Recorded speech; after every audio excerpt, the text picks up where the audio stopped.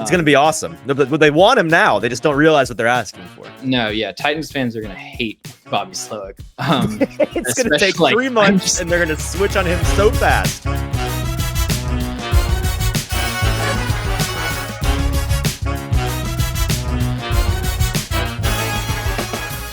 Welcome in to the Hot Read Podcast for Wednesday, January 17th. I'm your host, Easton Freeze, director of published content here at BroadwaySportsMedia.com. We're also brought to you by the 440 Podcast Network. You can follow me on social media at Easton Freeze. I'm joined as always by producer JT. You can follow on social media at JT_Runke. JT, how are you? I'm good. I'm weathering this snowmageddon that we seem to be having here in Nashville pretty well, except for the fact that a certain really unfamiliar territory for you, local Cincinnati man. Yeah, except my internet was cut out for about 6 hours today, so didn't know if I was going to be able to be here for the show. Love that. But now I'm here, and I just have to say, like, it's always fun when it snows like this because it is so laughably hilarious that the way that this city reacts to snow. Yes. I didn't believe it that like when we were about to get 6 inches of snow that everything was going to shut down and the world was going to explode, but it did. And it was very fun to watch. And I do appreciate the good laugh. It doesn't take 6 inches around here. It takes 1.5 inches for everything to shut down. So this is shut down for a week territory. And yeah, if you're not familiar with Nashville right now, or you don't live in the area, it snowed a lot here by Nashville standards. I think like the average annual snowfall is like 4.7 inches and Nashville got like 7. And it's really cold outside, so it's not going anywhere. So people are panicking and it's ice and people who don't know how to drive. And so cars abandoned on the highway. It's a good time. We're talking coaches today, and we've got an awesome guest once again joining us, friend of the show, James Foster. Let's go ahead and bring him in. Honestly, James is with us once again. You know him better from AtoZ Film Room on YouTube, No Flags Film on Twitter. James, how's it going, man? How are you weathering the storm? It's going great, man. I went out for a walk last night, built a fire. I love that. Snow is my favorite weather. I wish I got to experience it more often. Yeah, no, I completely agree. That sounds like a nice time, just in the freezing cold, build a fire out in like a backyard or something, or did you just go into a random field? Or yeah, I've got a little fire, like I don't even know what you would call it, but little fire pit. Yeah, kind of like a closed off fire pit. Took me so long to get it started because it was filled with snow, but little wet. Yeah, I get it. Like a nice challenge to get those brain gears working. Makes you feel like you're roughing it. Yeah, even though we live in a very affluent area. We're talking about coaches today, and the Titans, in case you weren't aware, they need a new head coach, and they are asking all of the people, hey, would you like to be our head coach? Let's talk to them. They've got 10 guys that they have requested to interview, a number of which they have already interviewed via Zoom, which is a funny concept to me. Like I have so many questions about what a NFL head coach Zoom interview entails. Like what's the vibe in like what are the questions? Is it similar to a normal job interview? I tweeted that and I had somebody respond that like I like to think that they don't have the premium subscription. So after 40 minutes it just times out and just like Kafka, like, oh sorry, bye, you're gone. I have no idea if it's even a productive time to do a Zoom interview. I don't know. I'd love to be a fly on the wall in this situation. Yeah, I'm sure they're getting timed out, having to send links back and forth.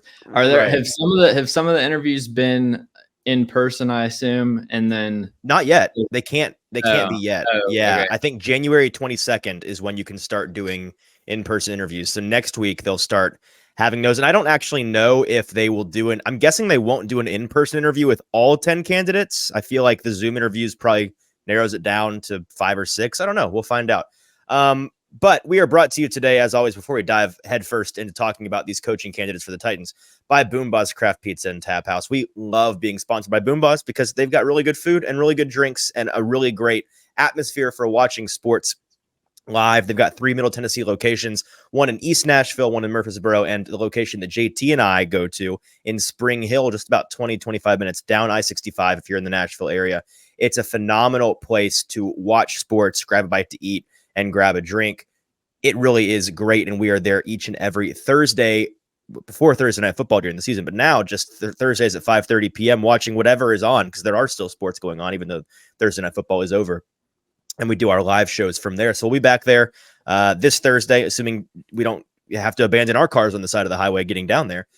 We encourage you to come and join us. It's a great time, and we look forward to it each and every week. So Boom Boss, Crap Pizza, and Tap House, wherever you are in Middle Tennessee, check out the location nearest to you. And if you're joining us live today, do us a couple of favors. First of all, if you're not watching on the YouTube, go watch on the YouTube. It's Broadway Sports Media on YouTube.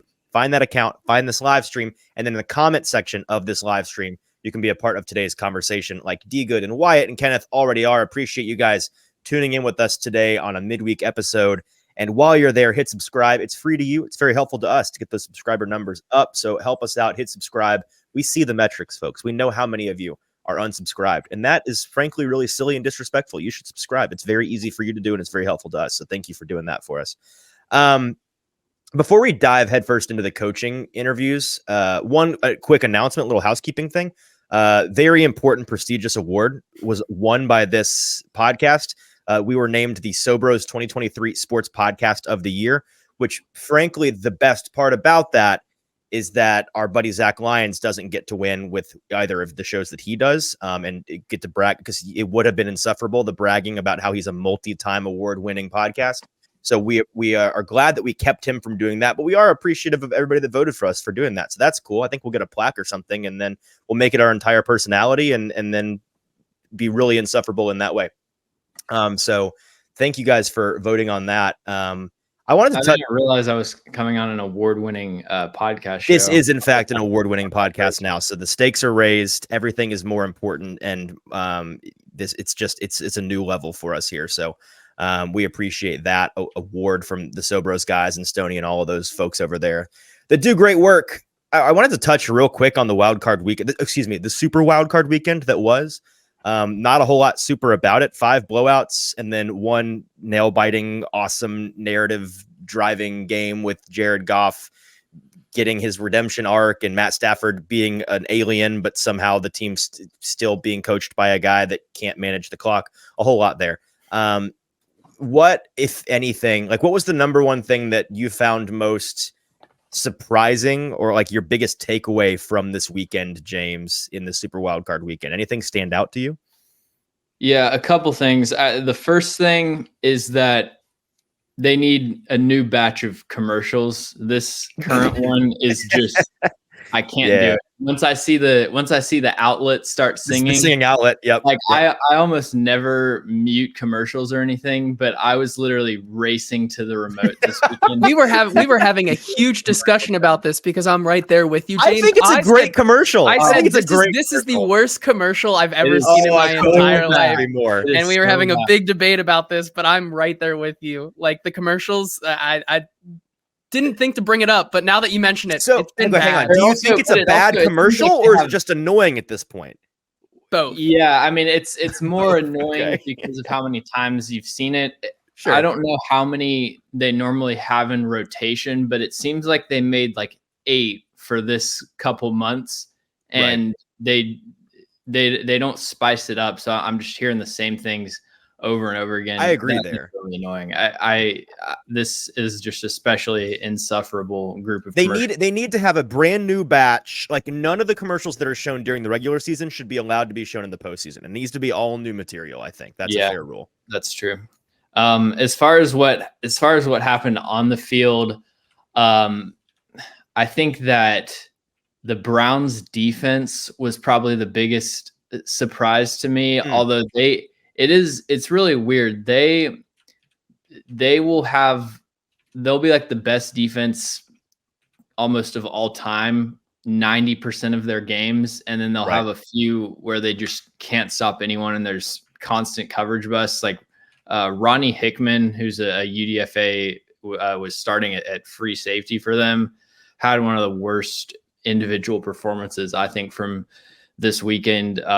Laramie Tunzel just shut down Myles Garrett.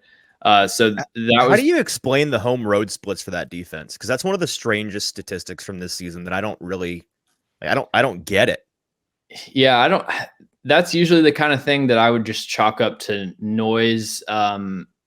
until there was like a bigger sample size, but it's a pretty clear split with them.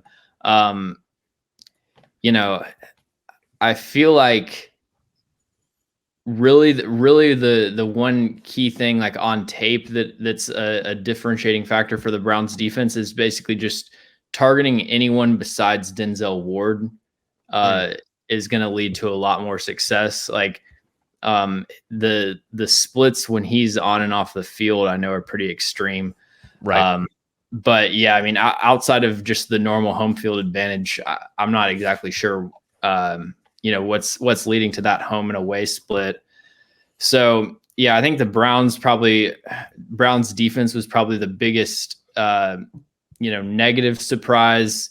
Eagles offense is just disgusting. I mean, it's a high school offense. The biggest, not just the performance, but the coordination, like the plays is what you're referencing, right? Yeah. Like I saw a lot of interesting screenshots, which is always a great reference on Twitter of like the middle of the field. Let's just not touch it. Right. People always do those tweets where it's like a screenshot of a Madden play and it's like so-and-so's playbook or whatever. And it's always a extreme oversimplification, except with the Eagles offense. Like this is the exception. It's the tush push and then like 2 or 3 more plays. Well, hey, and we solved the tush push. Turns out it was Vita Vea. Who knew? Yeah, all you have to do is just grab Jalen Hurts' face mask and pull him backwards. Yeah, but yeah, having the nose tackle get underneath the center, like establish underneath, that seems to be the main way to stop it. And then like positive surprises, I guess, you know, Jordan Love just really over the past back half of the season, like when people do their quarterback tiers heading into next year, I don't know how you keep him out of the top 5 or 7. Yeah. He's been playing elite football.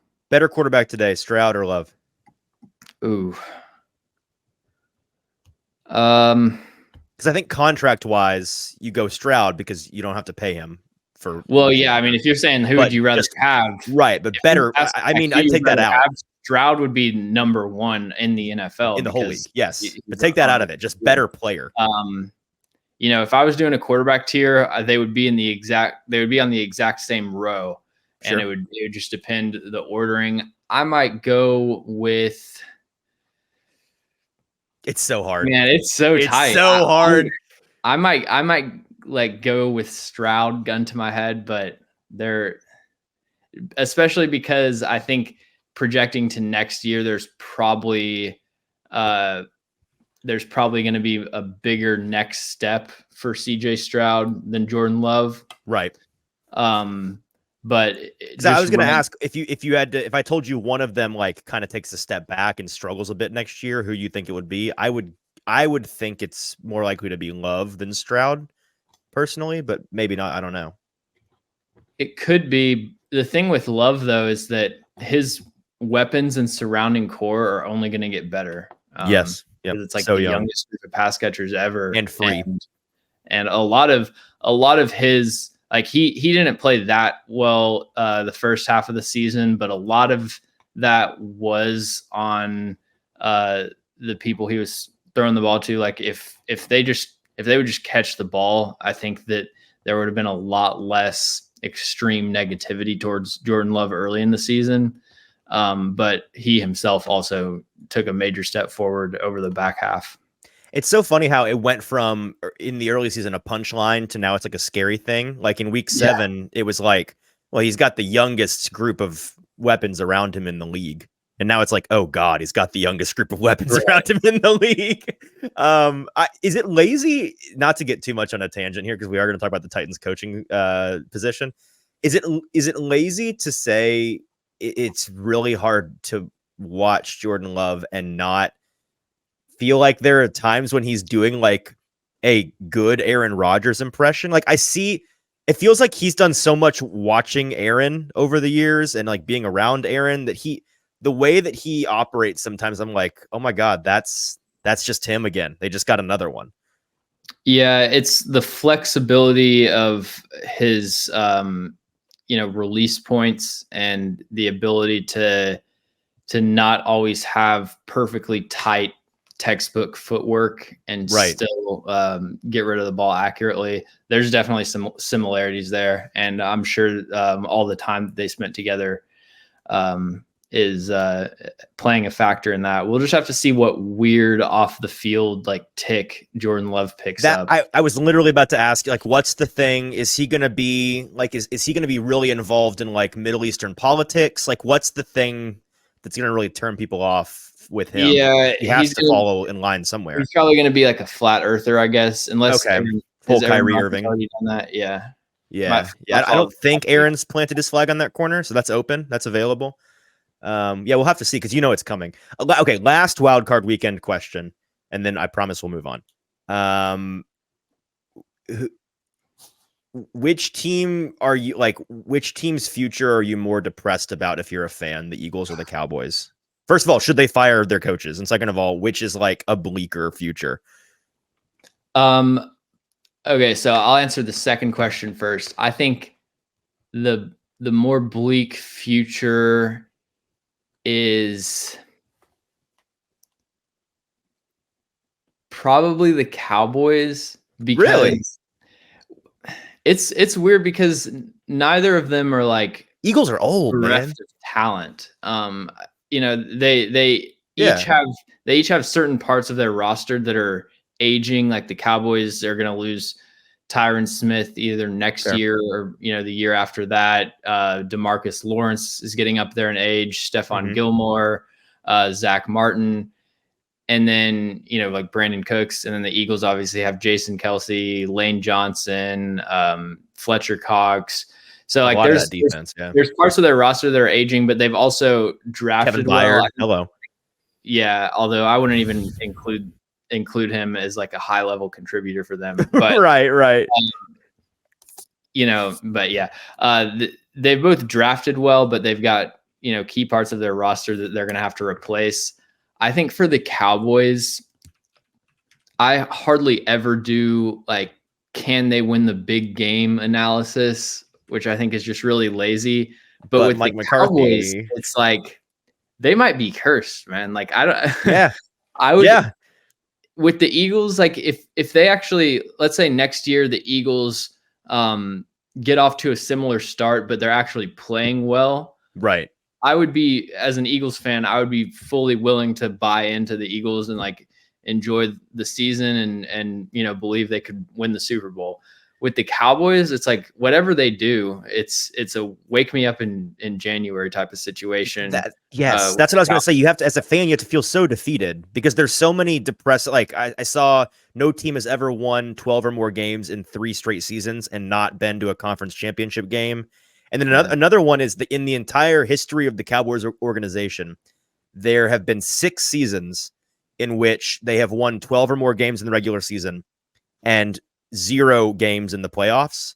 And 3 of those 6 instances have been Dak and McCarthy. Like it's all they do is just win a ton of games and beat up on bad teams and then fold in January, which I think is really entertaining and fun. But yeah, and to James' point right there about these 2 teams getting a lot older, like personally, I think most people would want to back Howie Roseman and being able to evaluate talent over Jerry Jones and that operating group. Because like you said, Jason Kelce, a lot of these guys are getting up there in age, but I mean, they have some dudes that they've drafted in the past couple of years, like last year with Tyler Steens out of Alabama. Like they have guys waiting in the wings that could develop. I think another one also that has kind of gone under the radar, Isaiah Rodgers is on that team. If he somehow gets out of his gambling suspension, like that team, that's a piece that they add to the secondary. Like I'm backing Howie Roseman over whatever Jerry Jones' evil plan is next. Like, I agree. That's where I'm Bill Belichick right profit. Yeah. Okay, I would just say, as far as like firing Nick Sirianni, I think it seems premature to fire him. On paper. Nick Wright made the point where it's like, if you think about the rest of the teams and ask yourself the question about if we fired our head coach, would anyone else want to hire him? And the answer is no. Then why should he be your head coach? And like, that's true. if Nick Sirianni gets fired, I don't know who's hiring him, even though and Kevin Clark made a similar point. He said the Eagles have fired better coaches than Nick Sirianni. Mm-hmm. Although like in recent fired Andy Reid, memory. Yeah, like Andy Reid was a better coach. Doug Peterson, I think, is and was a better coach. So Nick Sirianni, get ready to learn Maction, bud. Okay, let's talk about the Titans coaching search. They need a new coach, and that is something that's going to get ramped up. I think historically the coaching hires start to happen like late January, early February. I know last year they did, like the first one happened in the last week of January, and then they trickled out from there. As we said, the Titans have requested to hire 10 guys, and we're going to talk about all of them a little bit today. I want to, before we dive into the individual guys, I want to run this take by you, James, and then get your general opinion on like the analysis scene on coaches and in a coaching hire. Here's how I feel, and I think it's a little bit different for most folks in our shoes. I'm much more interested in the type of coach that the Titans hire than who the actual guy is. And the reason why is just because every year we hear about who's a good hire and who's a bad hire, and it's all this definitive language. And then, a guy that's supposed to be a home run turns out to be a bum. And then, you get a popularly mocked guy like Dan Campbell, and then he turns out to be, Dan Campbell. That happens a lot. I think fit within an existing team structure and culture and relationship building skills and all these intangible things, they matter so much more to me, at least, that I find trying to decide if a guy will be or won't be good on day one of their coaching tenure largely a waste of time, a little like a waste of my time, at least. It certainly gets clicks. It's just not really my thing. I want to see the things I'm interested in. I want to see the direction the team leadership wants to go based on the kind of coach they hire. Like, I want to speak to the guy, who actually gets the job, find out what he's like as a man, what he's like as a leader. I want to evaluate the first couple of decisions they make and the coaching staff hires that he makes in his first offseason. That's the kind of thing that I think people should be more focused on with a new coach coming to town. The specific name and their resume matters less than I think a lot of people tend to think. Does that resonate at all with you? What's your opinion on you? If you don't get this guy, you failed. And if you hire this guy, then it's a disaster.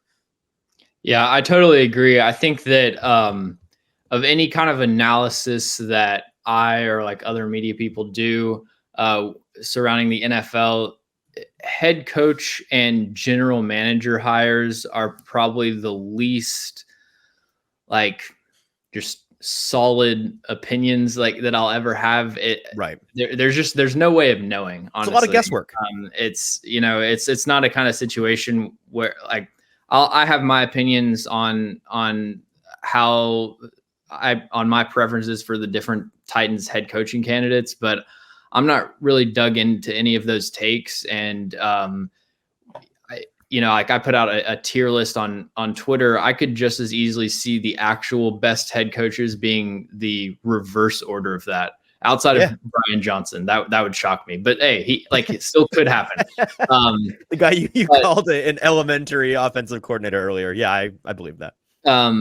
So yeah, I think the issue is that a lot of times we tend to just evaluate these people as coordinators, and evaluating how good an offensive coordinator is, that alone is still difficult. It's hard to separate the players and the execution from the scheme and the play calling, but coordinating and play calling, that might be 30-40% of their actual job. As a head coach, you're general manager and CEO.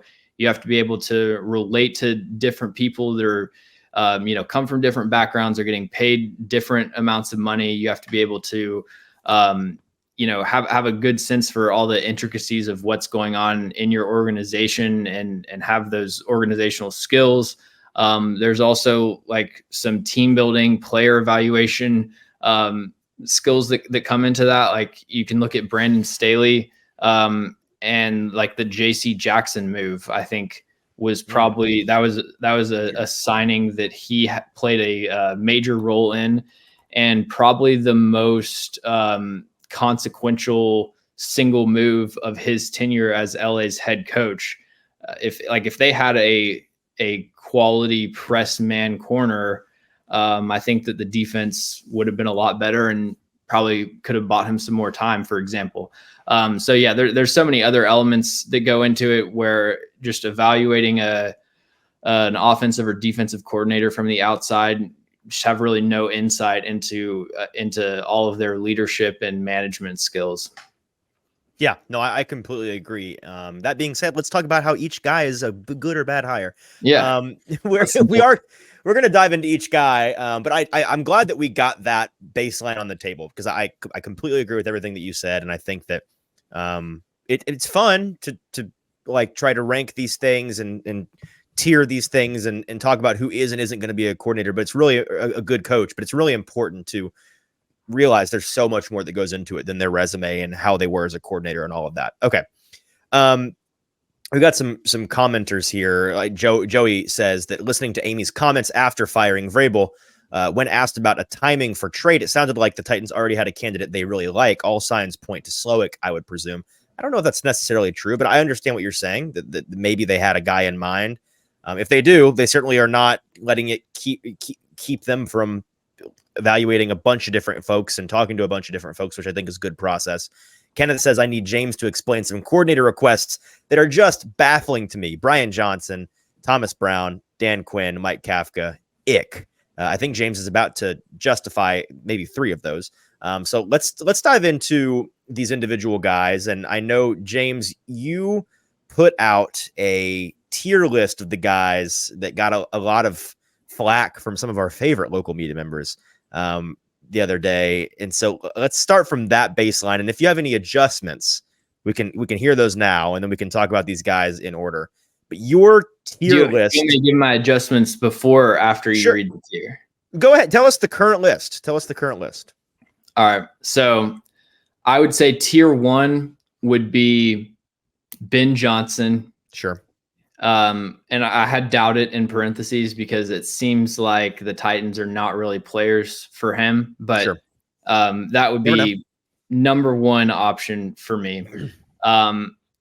I think Brian Callahan would also be in tier 1.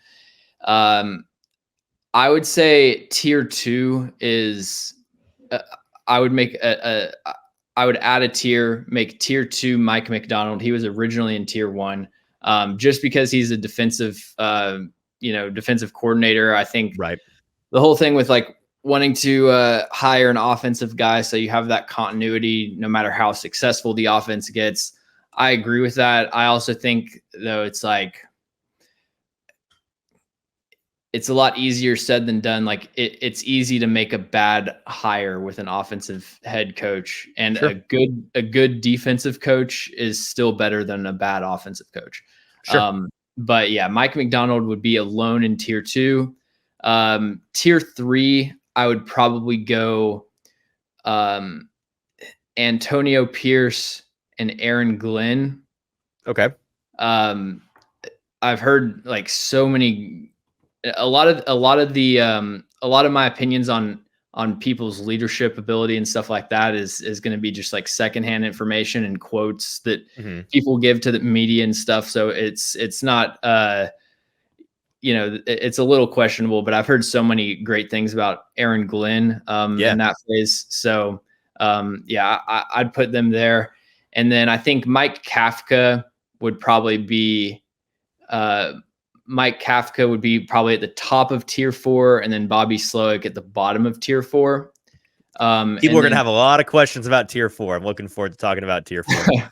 And then tier 5, this is the big adjustment. I don't know what I was doing with Dan Quinn in tier 3. Like even setting aside the playoff thing.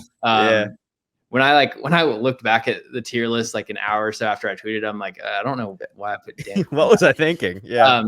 Dan Quinn down in tier 5 with I think alone in tier 5, and then tier 6 would be Brian Johnson. Brian Johnson in his own tier. I would still take Dan Quinn over Brian Johnson, like snap of a finger. That's crazy. It's not crazy, but it's. I agree, but it feels ridiculous. Let's start at the bottom and work our way up. Let's get the negative guys out of the way, because I feel like you'll have more to talk about with the guys that you actually like. And it is important to note, like you said, a lot of your opinion is going to be based on the actual X's and O's, like what these guys did as coordinators, and less to do with their leadership ability and all of those intangibles. But, you got to start at ground one. Can you coach or can you not? So at the very bottom, let's discuss Brian Johnson. I don't think anybody's going to have any issue after watching that playoff game, at the very least, with Brian Johnson being all the way down here at the bottom.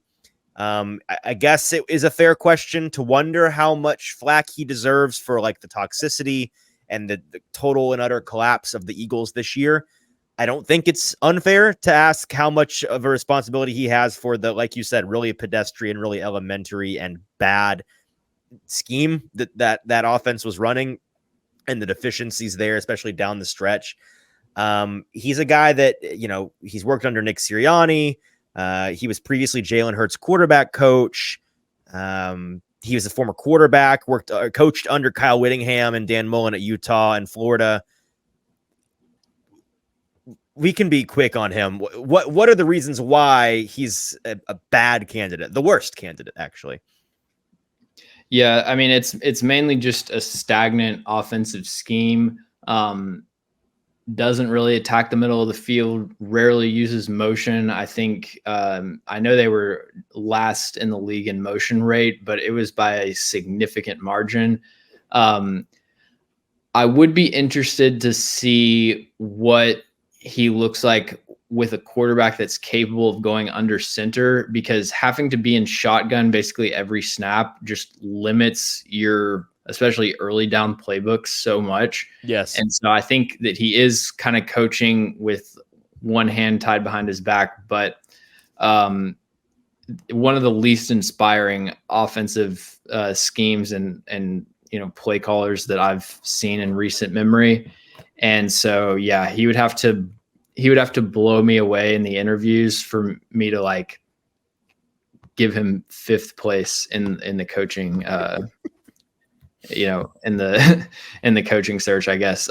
So yeah, sure. that would not be a serious consideration for me. And one of the few that I would be pretty upset about. Okay, let's move on to the next guy who you have close to the same level of at the bottom, and the performance that he and his team put up this weekend certainly did not help from a narrative standpoint, his head coach candidacy, even though he's got a number of requests. Dan Quinn, Cowboys defensive coordinator. He'd be a retread. He's been a coach for a long time. He's been a head coach before. JT, very familiar with Dan Quinn, the head coach during his Atlanta days. It feels like, especially the Shanahanites have had him figured out since 2016. And I don't know if you have ever picked up on this. Shanahan had a thing today in a presser he was doing for their game upcoming, where he kind of winked and nodded at the fact that this guy blows. I love playing Dan Quinn because he's so easy to play against, which is funny. But at this point, I think it's borderline bullying because it's so often that they do this. Can you make a case for why Dan Quinn would be worth giving another head coaching opportunity, besides the fact that for a minute there as the Cowboys defensive coordinator, they were awesome, even though they had, awesome players? No. Okay. The next guy that any case that you make for Dan Quinn as head coach you would just end up at the conclusion of we should have just kept Mike Vrabel. Yes. The biggest thing with him schematically is they've all year had no answer for motion. I don't have the stats in front of me, but I bet if you looked at defensive success rate on plays where the offense uses motion, I bet Dallas would rank near the bottom of the league. And just weird management of the middle of their defense. They don't have great linebackers, but they just play with so much light personnel. They've got Marquise Bell, who's a converted safety that's playing linebacker for them. And they'll play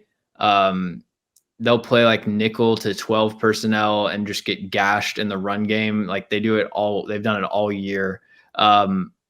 part of that is probably limitations of the roster, but hasn't shown great adaptability on that front. Okay. I thought, again, I don't think anybody really has an issue with that. Those two are, because, we started all of this talking about how, I don't want to rush to judgment on any of these hires. I'm willing to give guys that were less popular candidates a chance. That being said, I'd have a hard time with those two. The rest of these guys, the next 8 that we're going to discuss, I genuinely would be willing to hear them out if they were the hire. My favorite tier that we're going to talk about here is tier 4. And like you said, you've got Bobby Slowik and Mike Kafka in this tier. Let's start with the guy that a lot of people, I think, are too low on. Mike Kafka, offensive coordinator this past year for the Giants. The biggest resume concern with him is just experience. Didn't get into coaching until 2016. And that was as a grad assistant at Northwestern. He's a former NFL. Cons, you can't practice during the day. Exactly. He's a vampire, and he's got a funny look on his face at all times. He's a former NFL quarterback. He's worked under some really fantastic coaches. Like, he's worked with Andy Reid and Eric Bieniemy in Kansas City. He was the quarterback's coach with the Chiefs, with a pretty good quarterback, passing game coordinator before then. Then joined Brian Daboll with the Giants. I don't know if you have you read anything this week about that? I think it was one article in particular about the behind the scenes turmoil. Apparently Daboll's like kind of a toxic jerk. And yeah, do you have any thoughts on that situation? For folks that don't know, apparently, like, Daboll constantly, he's an offensive guy too. He's constantly questioning Mike Kafka over the headset and like blaming him for losing games in the game and telling him when to run and not to run, and then criticizing his every move. Tell him to run and then get mad at him when he runs for the run that he called or something. Yeah. That, I think that a lot of, it seemed like he did a good job elevating what was a bad offensive roster in 2022. Yeah. And in 2023, a lot of that magic kind of wore off. That's a situation with Mike Kafka where you've got an offensive coordinator and then an offensive minded head coach. And it's just really difficult from the outside to, figure out who to credit and who to blame for different things that go wrong, because I don't really know exactly the breakdown of their roles. So yeah, Mike Kafka, I think that I would say Mike Kafka and probably Brian Callahan from a scheme standpoint are the two that I have the least real solid insight into. Obviously, look like. We'll get to Callahan, but he's not actually calling plays. So I think Mike Kafka, what he did in 2022 kind of had my starting point with him was generally positive, but for example, I think that I would prefer Mike Vrabel to Mike Kafka. So we've not yet reached the point where you can justify the firing of Mike Vrabel.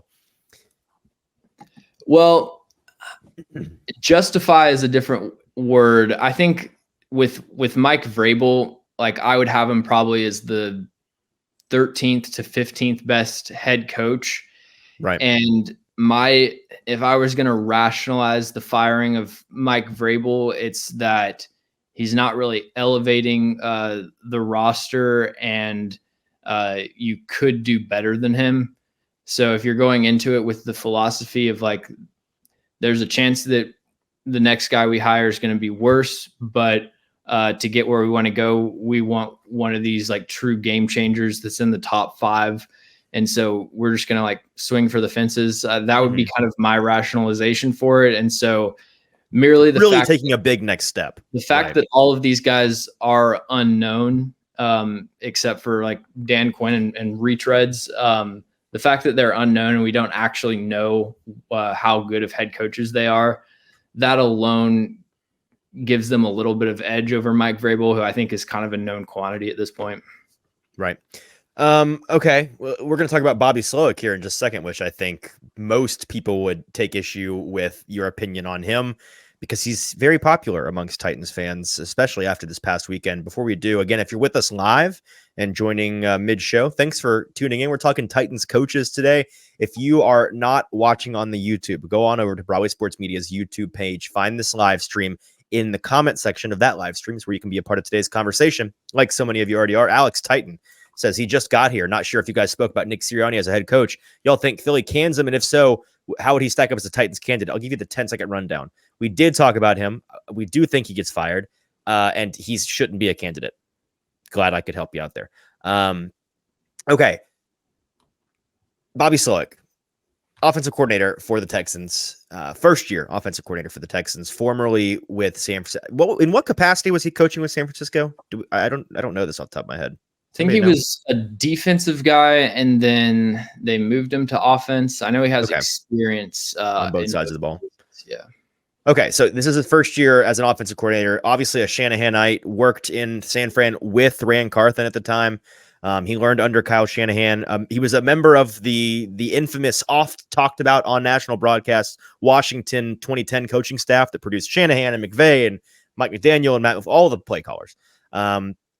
He's become very, very popular because of the year that he's had helping turn around the Texans and developing CJ Stroud and turning that offense into a team that can embarrass one of the best defenses we've ever seen on national television in Wildcard Weekend. It's in a microcosm. One of my favorite things about the way that we talk about these guys, the way that a wildcard playoff game, it has serious folks be like, well, he was fourth in my rankings, but now he's now he's first. It's like, really? We're gonna pretend one game is okay. Gotcha. That's good process. I like to think that Amy Adams Strunk had all of the wild card games like on a ticker, just like up on a projector.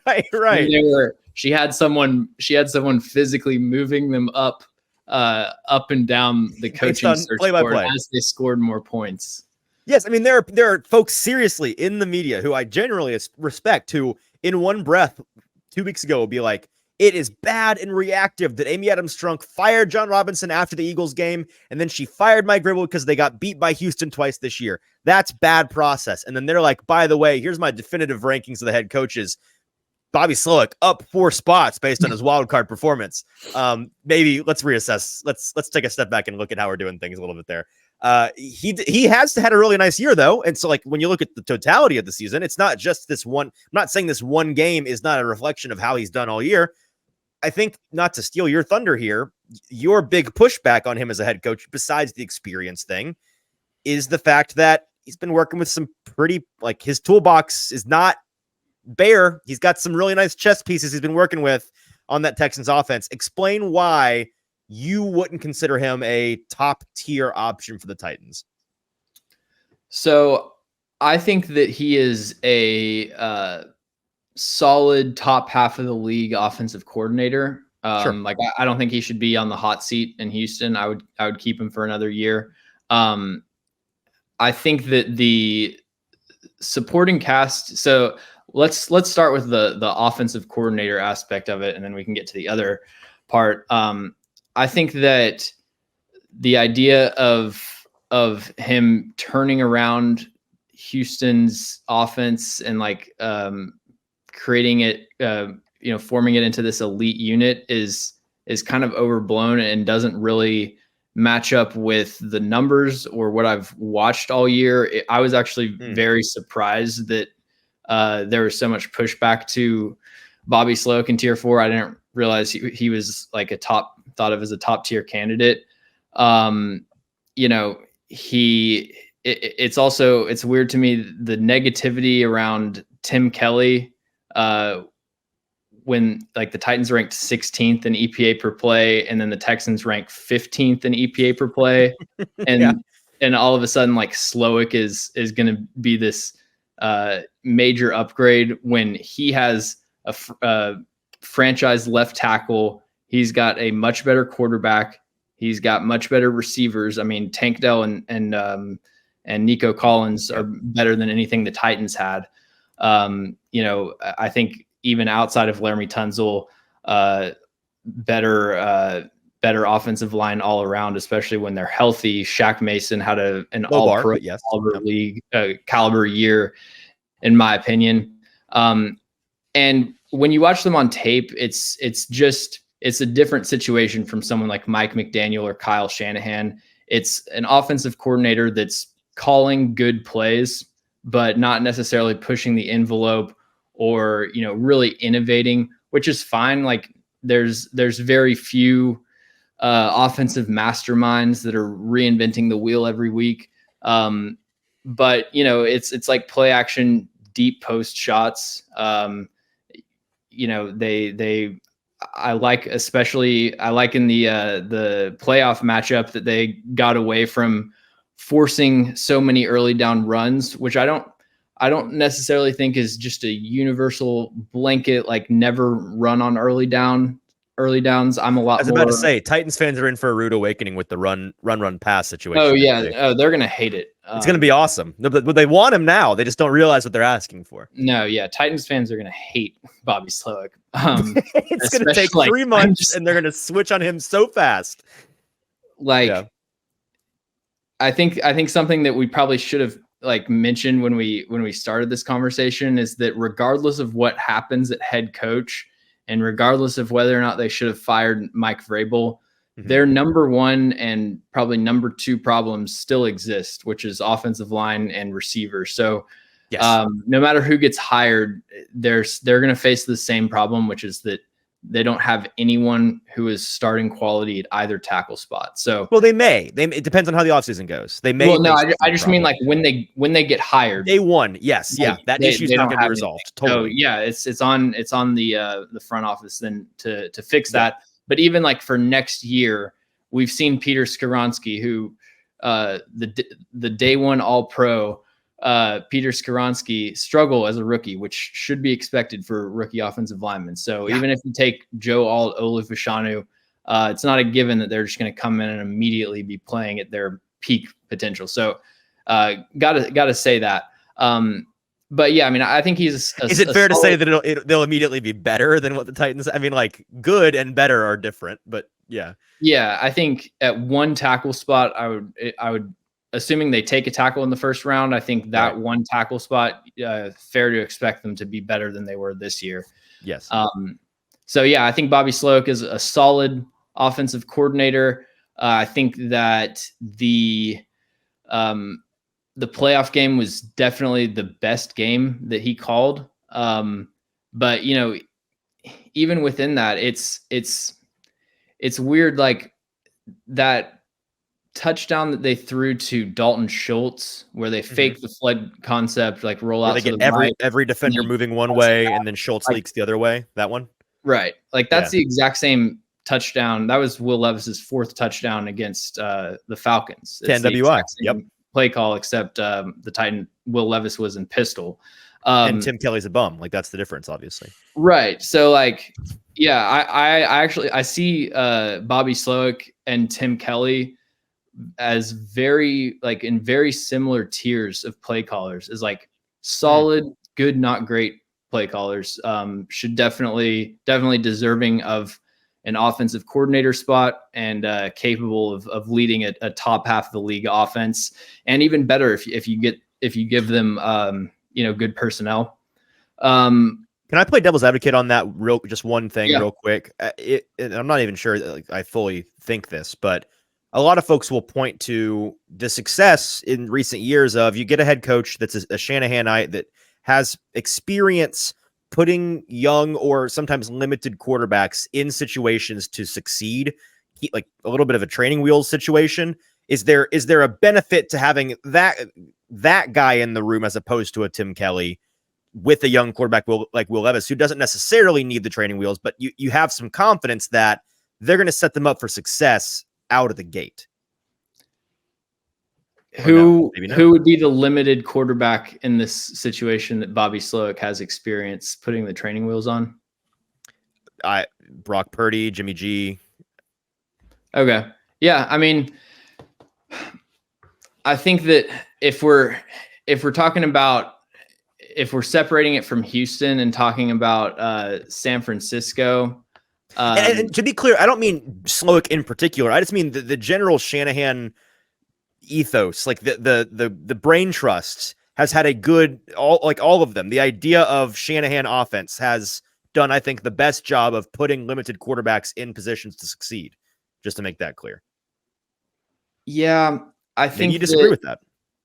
Yeah, I would disagree that it's as automatic as a lot of people make it out to be. Okay. Like, I think that Todd Downing's offense has a lot of similarities to the Shanahan scheme, like especially kind of the 2016 to 2018 version of it. The thing with Kyle Shanahan is that he's and what sets him apart is it's not that he just has the good scheme. It's that he's constantly reinventing himself and recreating it, adapting to how other teams are countering it. And he has the foresight to know that teams are watching film all off season and coming up with ways to, to slow him down. So he has the, expectation of what they're going to do. But yeah, I mean, I think that someone like Todd Downing that, majors in a lot of the same concepts and would theoretically be an offense that's kind of quarterback friendly. We've seen people like that not have success. I do think though that the Shanahan scheme is just as a default option a good place to go for a head coaching candidate, and it's historically had a pretty good success rate for head coaches. Right. So that's my thing with the coordinating side of it, which is that like I don't want to like paint myself into like I don't want to. You're not saying he's a bad coordinator. Yeah, that he's like a bad offensive coordinator. It's just it's maybe not elevating like Ben Johnson, where it's not something like Ben Johnson where I think he runs a truly innovative scheme, and like that's an offensive mind that I want on the coaching staff. Bobby Slowik is kind of just like calling the good passing concepts and stuff. I think from a passing game standpoint, he is a lot better than running the ball. But then there's also, he's one of the few head coaches or head coaching candidates where there's been some information that's kind of come out about like how he projects into a bigger role. Teron Davenport said on, I think, Stillman's show, mentioned a couple times that, he had heard that Shanahan or that Slowik wasn't ready, didn't have full buy-in, and that there was kind of some people pulling in different directions on the Texans in the Texans organization. When I tweeted that list out, I actually got multiple people like that kind of would know Flex? that no, not direct sources, just like people said like, hey, I had Cal McNair in my DMs. Yeah, man. I had CJ Stroud in my DMs saying Bobby Slowik was trash. It's all me. This guy doesn't do anything. Yeah, I'm not like a sources guy, but just a lot of the smoke seems to be kind of concerning on that front. So Slowik would be in my tier 4, and wouldn't surprise it would if I had to guess, I would say he's Houston's offensive coordinator next year. But so if it's your choice, Kafka or Slowik, are you choosing Kafka? Or are you just retaining Mike Vrabel? I would flip a coin. Okay. And then probably choose Kafka. Okay. All right. Fair enough. Let's move to tier 3. I didn't realize this. I don't think you mentioned the most recent guy on the list, Thomas Brown out of Carolina. Was he on your list? So that wasn't announced when I did my list, and Where would you slot him? I haven't done enough research on him to fair enough. To give an answer on that. I do know that just the results from this year, I don't think tell the whole picture with him, tell the whole story with him. So I agree. I would, keep an open mind instead of just like looking at this year's Panthers record. There's a lot more that went into that situation.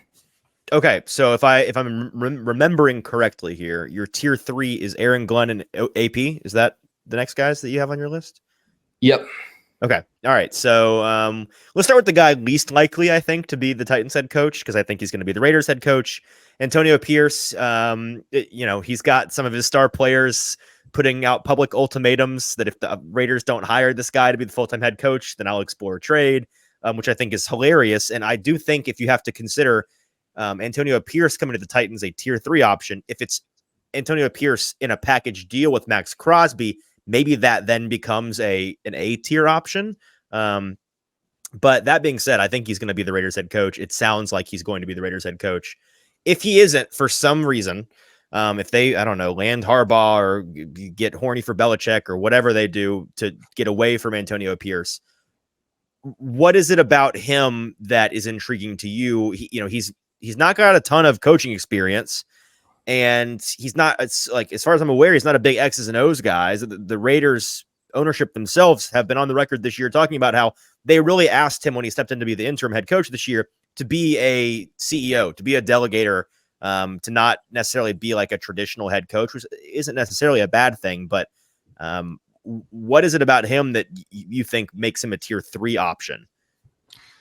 Yeah, it's basically what you said, that, you can't, I think it's a situation where you can't deny the results, and, just the players, the buy-in and how the players seem to rally around him. I think that could be an interesting option as more of the CEO, leader of men type. I think, he could be anything. He could even be Mike Vrabel.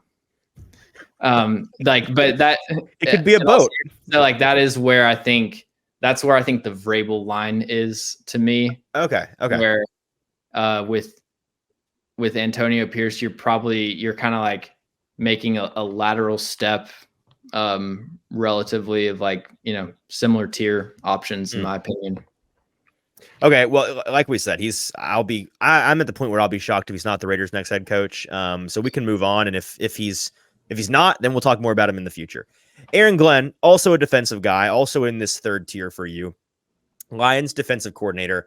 He's a guy that at first a lot of folks were shocked by this because he, just on the surface, he's the guy that oversees the side of the ball that a lot of people think is the reason the Lions aren't a true Super Bowl contender. Although that defense has gotten better under him, in my opinion. And I think that he's playing with some pieces that are not super sufficient.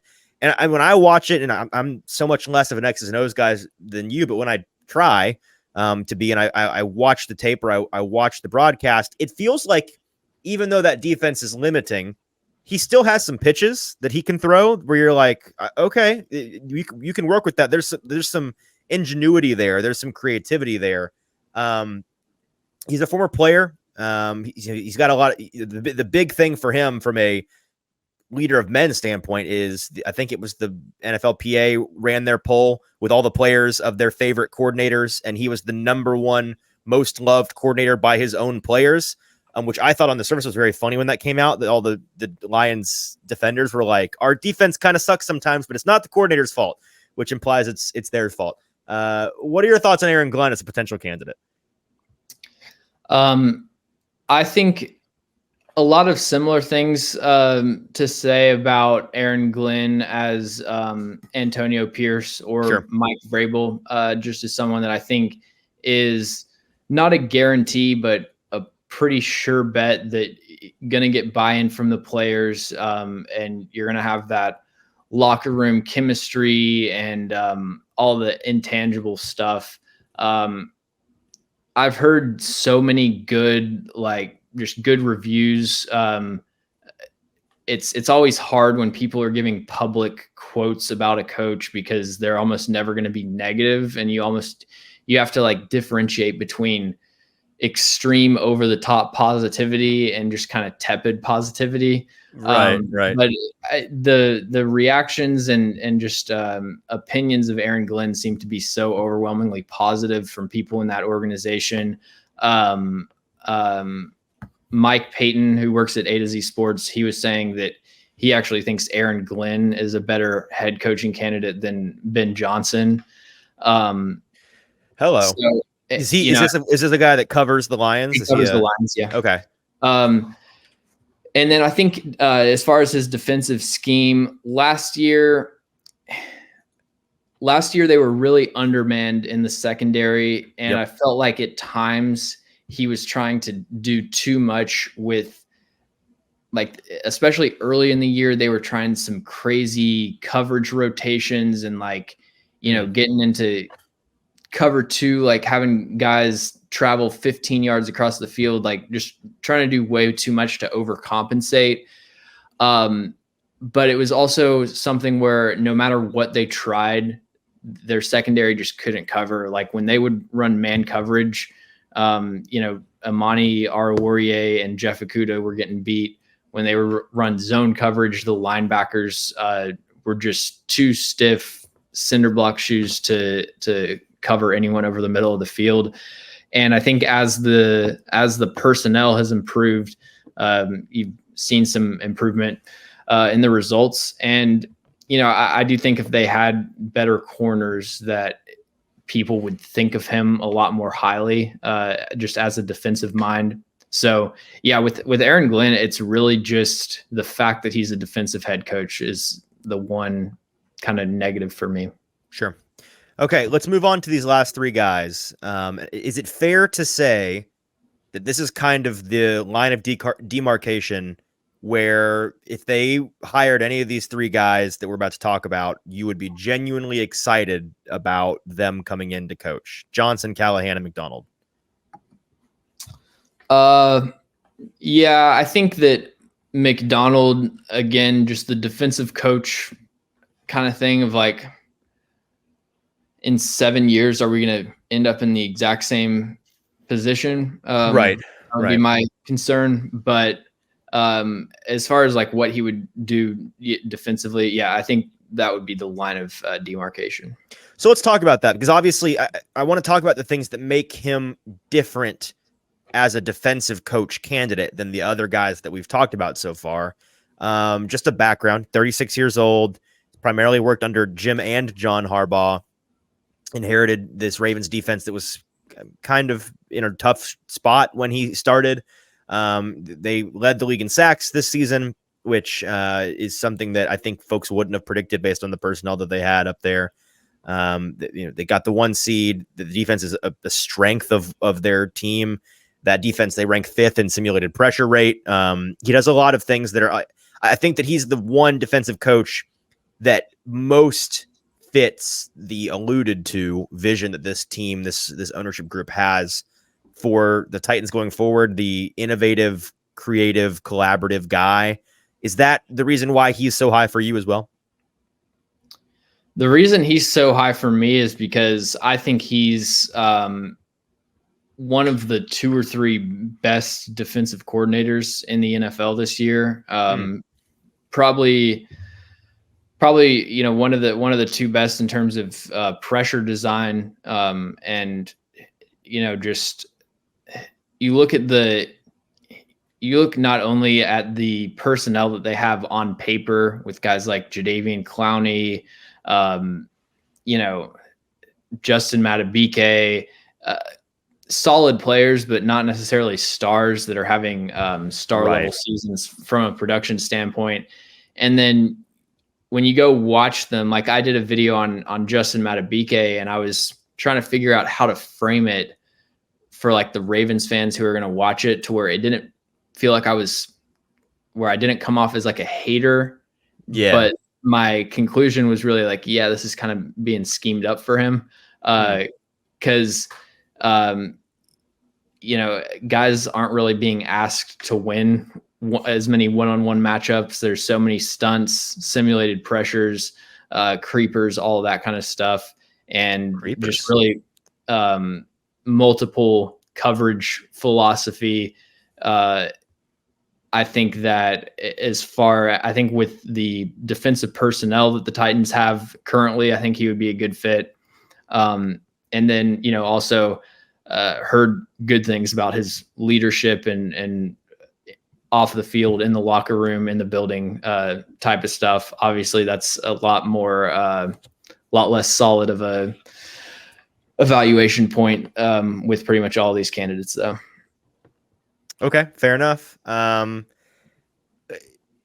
let's go ahead and move to these last two guys. And I think one of them is it sounds like genuinely a potential candidate for the Titans, and one, like you said at the top, not super expecting them to be in the race for him.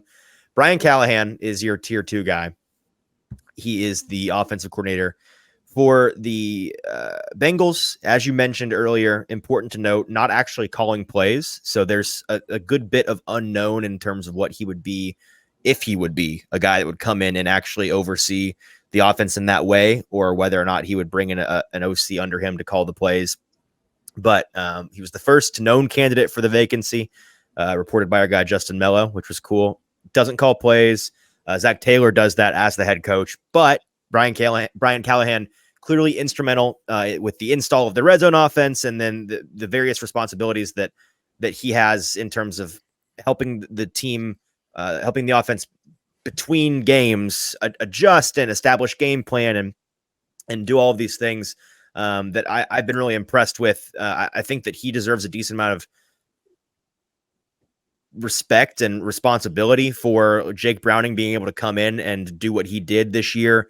Of course, Joe Burrow has been really fantastic under Callahan as the OC. He's been in football forever.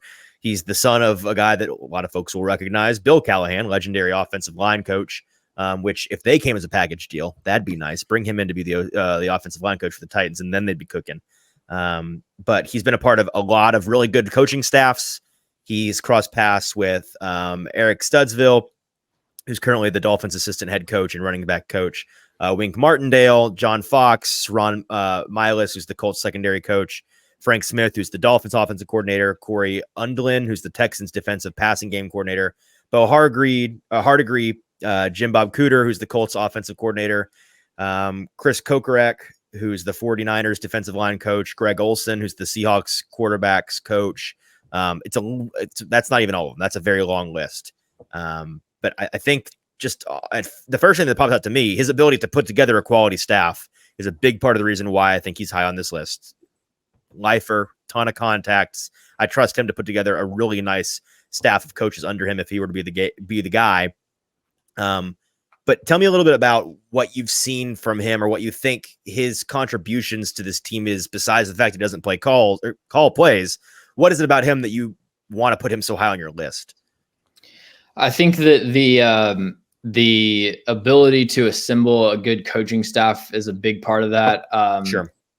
Zach Lyons at Stacking the Inbox does probably the best most coaching profiles and I remember last year with the GM search, but he did a great job laying out all of the connections across the league with what he could potentially bring in as a coaching for his coaching staff. So that's a big part of it. I think that I've gone back and forth on the Bengals offense. I think that there are times that they, similar to the Eagles, where they kind of just rely on playing ISO ball down the sideline, but it's also like, I get why they would lean into that when you have elite one-on-one weapons on the outside. Works. Right. And Brian Callahan's shown the ability, when you don't have Joe Burrow or when T. Higgins is injured, to adapt that scheme and change, which adaptability is the biggest thing ahead of just knowing how to install the right scheme for 2024. Adaptability and, being able to change given change in circumstances. That's the biggest thing for an offensive orchestrator. I think it's definitely possible to have continuity year to year, as long as the kind of CEO of the offense stays in place, regardless of whether you're changing play callers. Obviously there is something for sequencing and knowing when to press the right buttons, but the week leading up to the game, you're pretty much laying everything out and designing your play sheet, and the play caller doesn't really have as big of a role in kind of how the offense looks on Sundays. Right. And then I think just being a player's coach and all of the all of the reviews and reactions from people in the Bengals organization, people that cover the Bengals. There's a lot of just, people that have good things to say about him. So I think he's about as close to a can't miss candidate as exists. And, even with that, there's still a good chance that he ends up being a bad head coach. That's how that works. I'm sure this whole thing is, but yeah, I feel pretty good about Brian Callahan. The couple of things on the field that have stood out to me the most with the Bengals, and again, I don't know exactly how much of an impact he's had on these things, but first of all, we've seen in the Joe Burrow era, him as a quarterback, and in turn, a lot of the way that they play offense evolve a couple of times, and sometimes like in season. I think that from an adjustment standpoint, they've done a really impressive job, and I think that coaching has to go into that some. And then, especially early on in the Joe Burrow tenure, but kind of the whole time now, they've had success despite having some, at times, really, really bad offensive line play. And for the Titans in particular, that's what if they're going to want to find success anytime soon, you're going to need to be able to do that some. And those things, I think, matter a lot for the Titans in particular in hiring a new coach. I remember, 2022, like the first few weeks of the season, there was this big freak out about how like Joe Burrow can't beat cover 2 because he threw like a couple interceptions against cover 2 early in the season. And then they adjusted and, ended up working out those kinks. And then, again, like what they did with Jake Browning, what they did with a rotating cast at receiver this year, I think that, I feel pretty good about his ability to adapt to different situations. Okay, last guy, and then we're getting out of here. The obvious number one tier one guy, Ben Johnson, offensive coordinator for the Lions, been a top or the top potential coaching candidate on the market for 2 years now. Had a chance to come out last year and turned down some opportunities. His path, it wouldn't shock, like you mentioned earlier, it wouldn't shock me if Slowik tried to take a pretty similar tack and like go back again, because he's got a lot of opportunities this year, but it wouldn't shock me if he just didn't take anything that was offered to him. Ben Johnson, it sounds like he's going to take one this time. And the reasons why man, talking is hard for me today. The reasons why he is the top candidate for a lot of guys, in large part has to do with the innovation and the way that the offense for that Lions team has really excelled for 2 years in a row now, with a guy that I think everybody agrees is a pretty limited quarterback, but they got some really nice weapons. They do some really creative things. And I want to start the conversation on him here.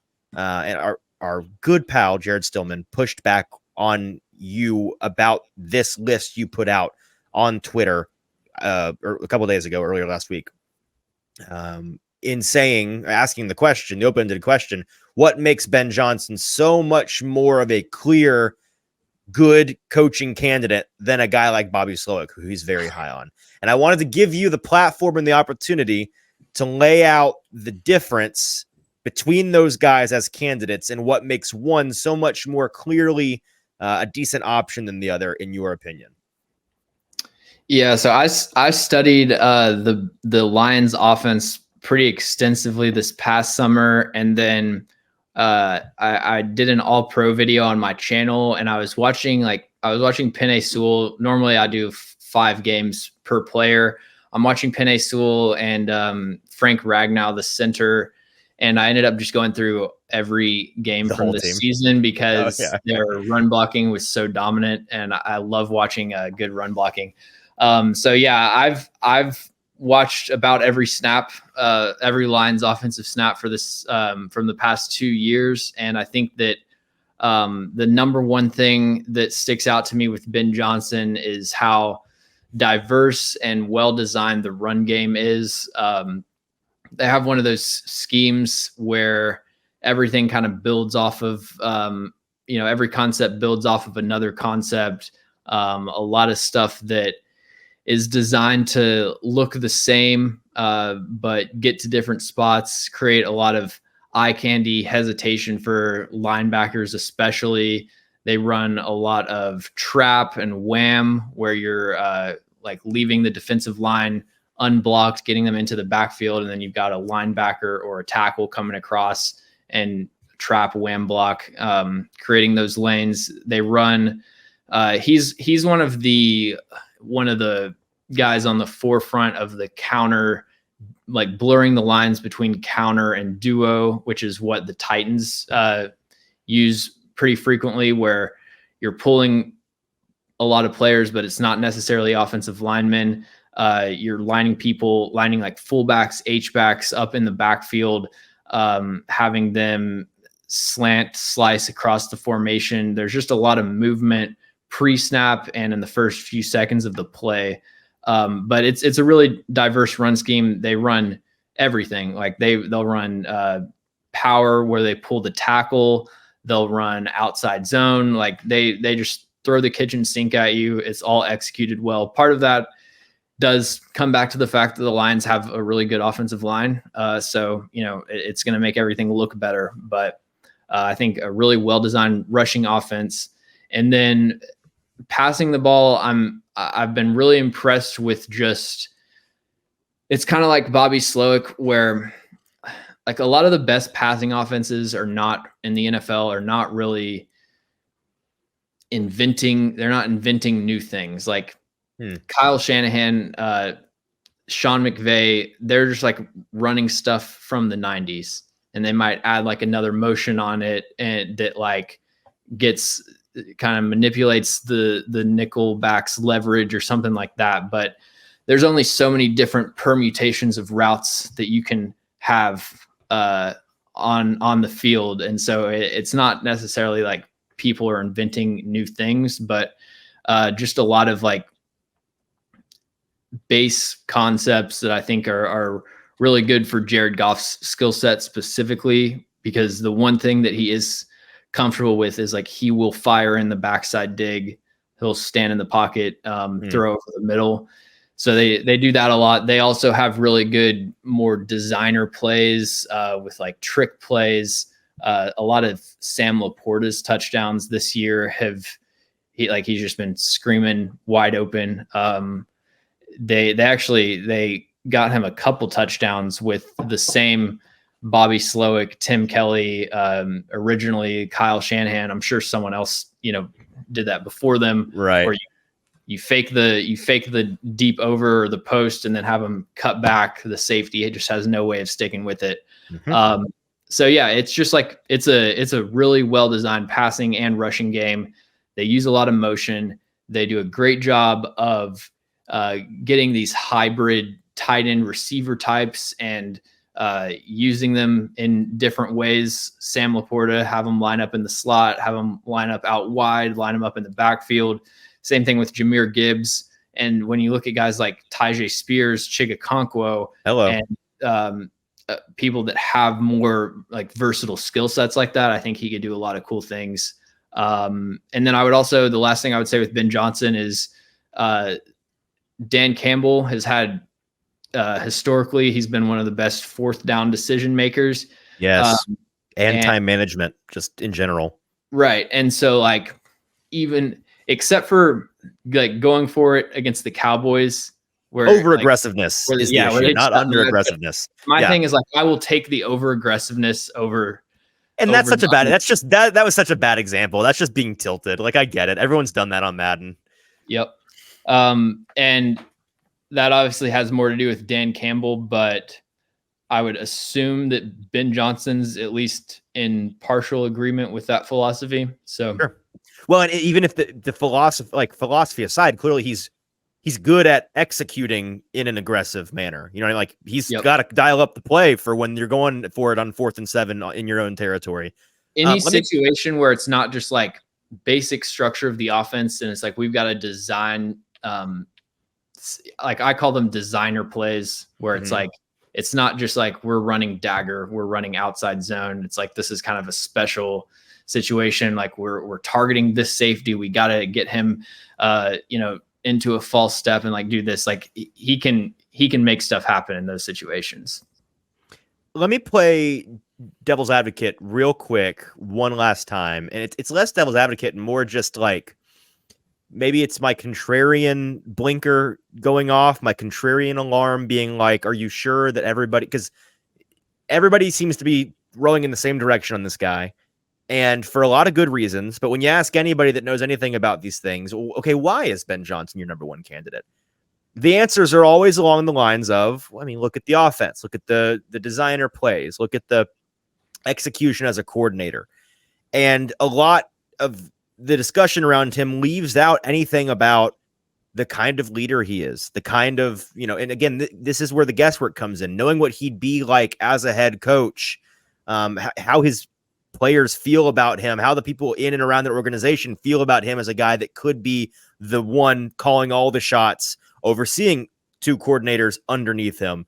Do you have any opinion on, maybe we're overlooking the fact that he could be the next wonderkin coordinator that just can't cut it as an actual head coach? Yeah, I get a lot of Brandon Staley like flashbacks. Me too. Like I'm burned by that a little bit. Because yeah, man, there's we keep saying it, but there's just so much more that goes into being a head coach than being good at calling one side of the ball. And like once I watched some Ben Johnson like interviews and press conferences and was really impressed by his philosophy. And I was like, yeah, this is exactly what I thought with Brandon Staley.